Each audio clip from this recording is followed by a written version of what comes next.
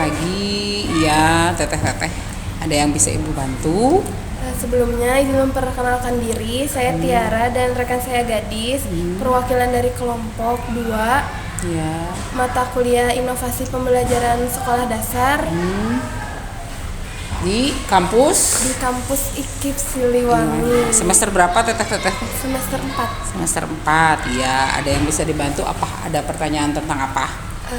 Di sini kami izin mewawancarai Ibu tentang inovasi pembelajaran di sekolah dasar. Oke. Boleh. Boleh dimulai pertanyaannya, Mangga. Atau perkenalkan diri dulu ibunya. Oh iya, boleh. Boleh, disiapkan. ya kenalin ya, nama Ibu Devi. Ibu di sini ngajar sebagai guru kelas 1 SD. Sudah cukup lama, kira-kira 10 tahun sebelumnya, tapi Ibu mengajar juga bahasa Inggris. Ya mudah-mudahan Ibu bisa membantu ya dalam tugasnya. Boleh, Mangga, ada pertanyaan apa? Baik, untuk pertanyaan yang pertama, mungkin apa arti inovasi pendidikan dan tujuannya yang Ibu tahu? Kalau menurut Ibu, inovasi pendidikan itu adalah sebuah ide di mana di dalamnya terdapat strategi-strategi pembelajaran yang harus diterapkan di kelas agar siswa merasa pembelajarannya tidak membosankan, lalu menyenangkan dan sangat familiar, terutama di kelas rendah. Kalau Ibu, karena Ibu mengajar di kelas 1, jadi Ibu harus memberikan inovasi pembelajaran yang sangat menarik. Selain dari materi yang diberikan, juga cara bagaimana menerapkan pembelajaran tersebut. Baik, untuk pertanyaan selanjutnya boleh Gadis. Boleh, Teteh Gadis? Baik Ibu, izin untuk pertanyaan selanjutnya, strategi atau metode pembelajaran inovatif apa yang sudah Ibu terapkan selama ini? Kalau Ibu menerapkan di kelas Ibu, terutama di kelas 1, Ibu menggunakan metode pembelajaran have fun ya, atau fun learning, di mana anak-anak bukan hanya belajar langsung materi, tetapi anak-anak juga diberikan cara penyampaian yang sangat menyenangkan. Contohnya dari materi yang paling anak-anak sukai yaitu matematika misalkan ya.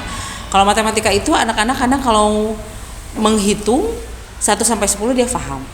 Tetapi kadang-kadang ada juga yang tidak tahu. Apalagi kelas bawah ya. Ada yang tidak tahu tambah-tambahan dari mulai misalkan bilangan 10 tambah 5 itu sudah belasan, itu kan susah.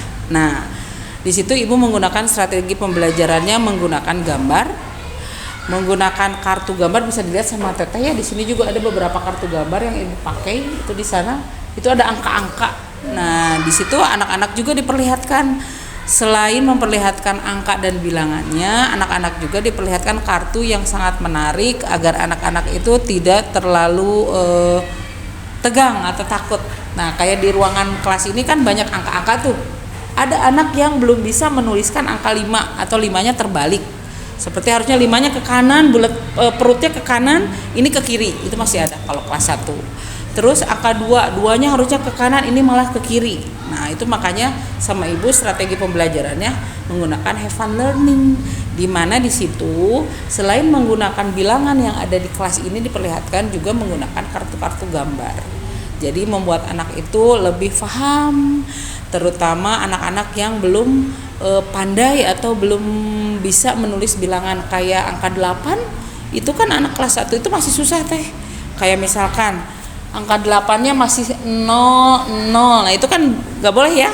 Nah, sama Ibu dikasih caranya seperti apa. Misalkan dari gambar bentuk bebek, misalkan itu dari angka 2 ya, bentuk bebek, atau dari angka 3 bentuknya monyet gitu kan, kayak gitu. Jadi selain bilangan juga ada gambar gitu. Jadi anak-anaknya seru di kelas, gak seperti anak kelas atas ya. Kalau kelas atas kan harus serius, kalau kelas 1 itu nggak bisa. Makanya Ibu menerapkan metode pembelajarannya have fun learning gitu. Oke.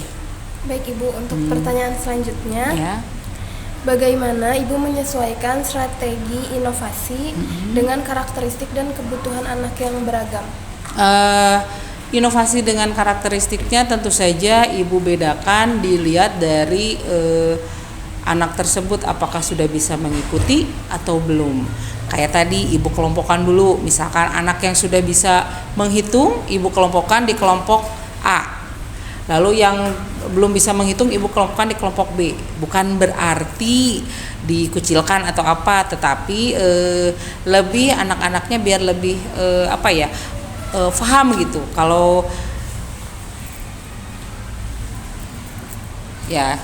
misalkan ada di kelompok 1 anak-anaknya udah pada paham nih, udah ngerti, nanti bisa dibantu dengan kelompok 2. Kelompok 2 yang belum paham dibantu sama kelompok 1. Jadi ada kerjasamanya juga di antara anak-anak tersebut, saling membantu. Itu namanya biasanya kalau dalam pembelajaran itu ada seperti kolaborasinya. Jadi anak yang tidak bisa dibantu sama anak yang bisa, tetapi bukan dengan cara diberitahu langsung caranya, tidak diberitahu langsung isinya, tapi dikasih tahu juga caranya dengan apa ya, dengan pembelajaran yang menarik tadi. Itu mungkin. Baik Ibu, selanjutnya ada apa tantangan terbesar yang Ibu hadapi saat mencoba menerapkan inovasi di kelas? Kalau tantangannya sebetulnya lumayan banyak ya, terutama kalau di kelas 1, apalagi sekarang di sekolah dasar harus ada anak berkebutuhan khusus. Nah, itu mungkin tantangannya di situ. Bagaimana ibu bisa memberikan materi kepada anak yang normal, yang bisa mengikuti, dan kepada anak yang belum paham, seperti anak-anak yang berkebutuhan khusus tersebut, karena itu kan speech delay, terus cara berpikirnya tidak sama dengan anak-anak yang lain. Nah, tantangannya yang paling berat itu.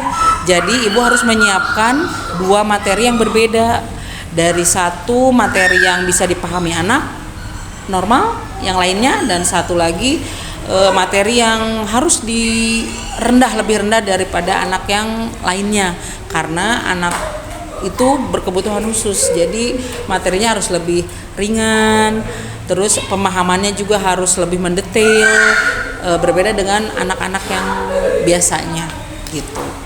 Tantangannya itu.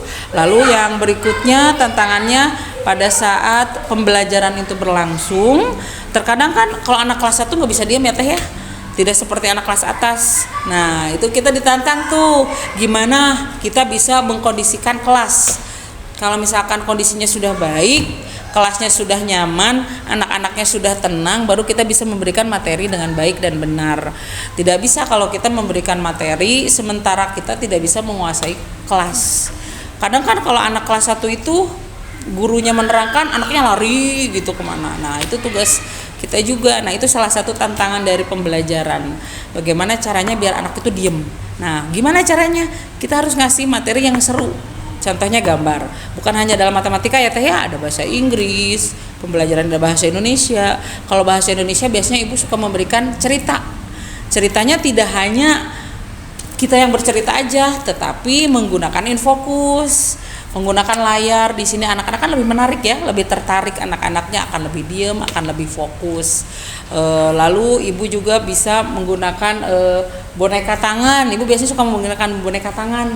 Jadi anak-anak seperti mendongeng, dan anak-anak akan lebih paham dan lebih seneng gitu, lebih happy. Jadi kalau kelas 1 itu strategi pembelajarannya, kesulitannya lebih besar dibandingkan dengan kelas atas gitu. Jadi harus ekstra sabar, harus lebih ekstra kreatif gurunya, harus lebih dekat sama anak-anaknya, lebih memahami karakteristik anak-anak itu sendiri. Tidak seperti anak kelas atas yang mudah dikasih tahu, kalau misalkan diam, kalau kelas 1 nggak bisa.